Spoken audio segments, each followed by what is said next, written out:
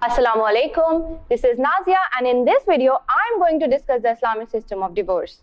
In the recent past, Islamic marriages and their method of separation has been under a lot of scrutiny. Much has been said about the Islamic divorce system, and a lot of it is mere criticism.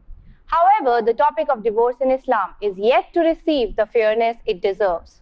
Unlike other religions, which either are mute on the subject or declare it as prohibited, Islam lays down a comprehensive method of separation between husband and wife.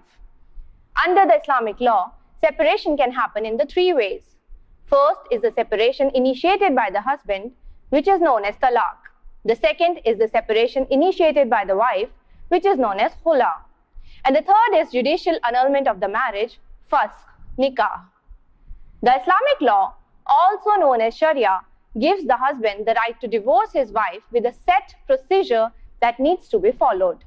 The husband can pronounce the legal words or sign the documents that would give effect to the separation, which is known as talaq. This can happen either by pronouncing the words in front of the wife or through other communication means such as mobile phone or even in writing.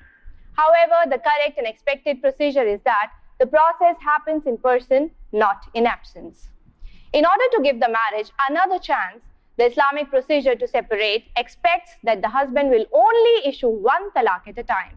And subsequent to the talaq, the husband and wife have a waiting period, IDDAH, spanning over 3 menstrual cycles, during which they can reconsider their differences and give their relationship another chance. However, if they do not reunite during this period, they become legally separated from each other. The husband and wife have 2 opportunities to study and remove their differences. However, if the husband pronounces the talaq the 3rd time, then the marriage is considered annulled or cancelled. Khula refers to the separation when the woman initiates the separation in return for financial compensation or giving up her meher or a part of it. If the wife does not wish to live with her husband, then by filing for khula with a judge, also known as qazi, she may walk out of the marriage.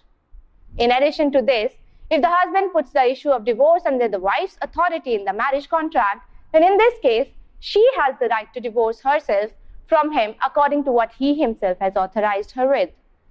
Fasq refers to the annulment of the marriage contract and dissolution of the marital bond completely, as if it never happened. And this can only be done by means of the verdict of an Islamic judge, which is also known as a Sharia ruling. As for fasq, it can only occur when there is a reason that makes it necessary or permissible.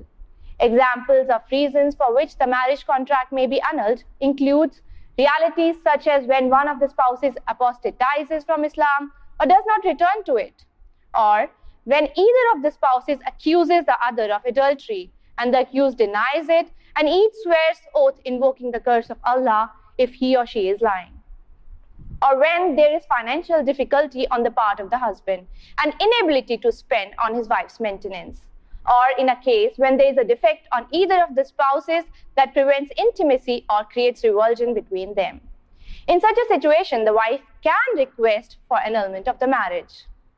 In our next video, we will be discussing about the viewpoint of other religions on divorce. Thanks for joining us on Idialogue. We have some interesting stuff coming up, so make sure you subscribe.